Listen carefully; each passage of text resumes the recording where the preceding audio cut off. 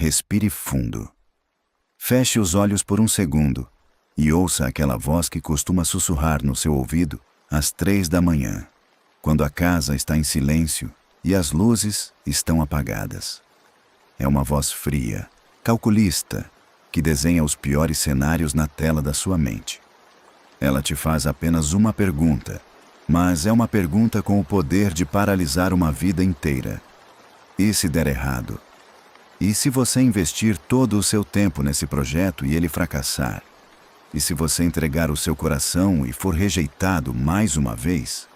E se você der o passo de fé, sair do barco e, em vez de caminhar sobre as águas, você simplesmente afundar? O medo de que as coisas deem errado construiu um cemitério invisível, onde milhões de propósitos maravilhosos foram enterrados antes mesmo de nascerem. Nós fomos criados em uma cultura que idolatra a perfeição e o sucesso garantido. Fomos ensinados a calcular todos os riscos, a prever todas as tempestades e a só darmos um passo quando tivermos o controle absoluto da situação. Mas a grande ironia da existência humana é que o controle é uma ilusão patética. Você não controla o ar que respira, não controla a batida do seu coração enquanto dorme, e certamente não controla o vento que sopra no mar da sua vida. Quando você permite que a pergunta, e se der errado, governe as suas decisões, você não está evitando o fracasso. Você está apenas garantindo que o seu fracasso seja o de nunca ter vivido.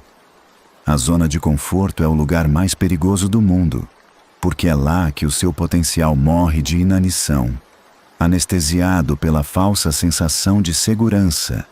Mas eu quero que você mude a lente através da qual você enxerga a sua vida hoje. Vamos encarar o seu pior pesadelo de frente. E se der errado? E se a porta realmente se fechar? E se a falência vier? E se o não for a resposta final? A verdade espiritual que o mundo não quer que você saiba é que o fracasso não é um caixão, ele é um casulo.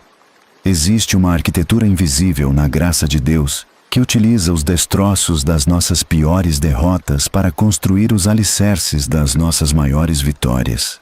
Quando o apóstolo Pedro pediu para caminhar sobre as águas em direção a Jesus, ele deu alguns passos e depois se desesperou com o vento. Ele afundou. Deu errado. Ele fracassou publicamente diante de todos os outros que ficaram no barco. Mas preste muita atenção no que aconteceu na exaustão sagrada daquele fracasso. Quando Pedro afundou, ele gritou, e a mão de Cristo o segurou imediatamente. Os outros discípulos, que ficaram seguros no barco, que não correram riscos e para quem nada deu errado naquela noite, apenas assistiram de longe. Mas Pedro, o homem que afundou, foi o único que sentiu a força física da mão de Deus puxando-o das profundezas. O fracasso de Pedro gerou um nível de intimidade e conhecimento de Deus que a segurança do barco jamais poderia proporcionar. Quando as coisas dão errado na sua vida, quando os seus planos naufragam, você não cai no vazio. Você cai nas mãos da providência divina. O fundo do poço é o lugar onde descobrimos que a fundação é sólida. Não deixe que o medo da vergonha roube a sua vocação. O seu GPS espiritual não foi programado para te levar por caminhos sem pedras, mas para te guiar com segurança através de qualquer tempestade. Se você der o passo e der errado, Deus usará o seu erro para te reposicionar, para queimar o seu orgulho e para forjar em você uma maturidade inabalável.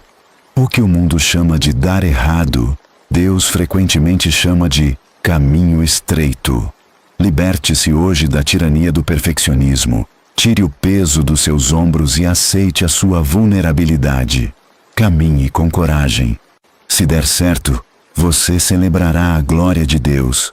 Se der errado, você conhecerá a graça de Deus. De qualquer forma, você estará seguro. Fique em paz. Solte as âncoras do medo e ouse caminhar.